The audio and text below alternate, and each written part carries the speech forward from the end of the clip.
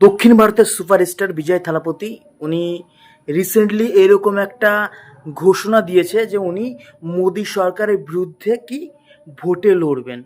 That's fine, ওনার ভালো লাগে না মোদি সরকারকে, ভালো কথা, ঠিক আছে, এটা ওনার পার্সোনাল ম্যাটার, দিতেই পারে।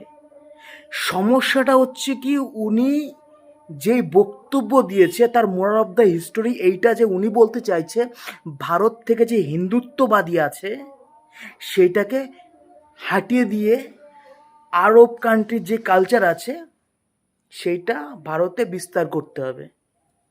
ভাই, উনি যে একজন মুসলিম এটা কিন্তু আমরা 2-3 মাস আগে একটা ভিডিও ওনার ভাইরাল হয়েছিল, যখন ঈদের সময় এসে উনি মুসলিম ভাইদের উদ্দেশ্যে ঈদ মুবারক বলেছিল এবং এমন কিছু অ্যাক্টিভিটি করেছিল যেইখান থেকেই আমরা প্রথম বুঝতে পারলাম যে উনি একটা মুসলিম লোক।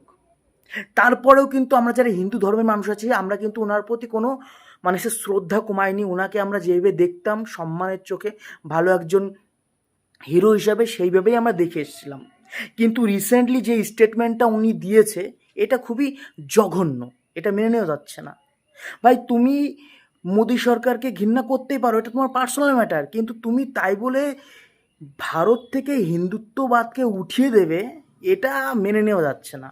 এটা খুবই জঘন্য একটা তোমার স্টেটমেন্ট। তো আমার খুব খারাপ লাগলো ব্যাপারটা, ঠিক আছে। একটা দেশ যেইখানে হিন্দু মুসলিম সকলে তোমাকে সাপোর্ট করে তোমাকে সেই শীর্ষ স্থান দিয়েছে, তুমি হিন্দু না মুসলিম আমরা দেখিনি, তুমি একজন ভালো অ্যাক্টার ছিলে, সেই হিসাবে আমরা তোমাকে সাপোর্ট করতাম।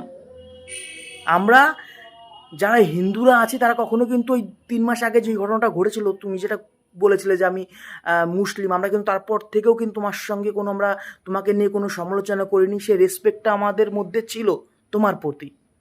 কিন্তু এখন তুমি এসে যেই কথাটা বললে যে হিন্দুত্ববাদ নষ্ট করে আরবের যে আরব কান্ট্রি, আরব মানে বুঝতেই পারছো যে মুসলিম যে কালচার সেটা ভারতে বিস্তার করতে হবে। হ্যাঁ, তুমি মুসলিম কালচার বিস্তার করো, কিন্তু হিন্দুত্ববাদী নষ্ট করবে, এটা কোন ধরনের স্টেটমেন্ট? এটা খুবই জঘন্য ব্যাপার, আমার খুব খারাপ লাগলো। তাই ভাবলাম চলো ভিডিওটা বানাই। তো তোমাদের কেমন মতামত প্লিজ কমেন্ট করে জানাও, ঠিক আছে, আর প্রচুর পরিমাণে শেয়ার করো।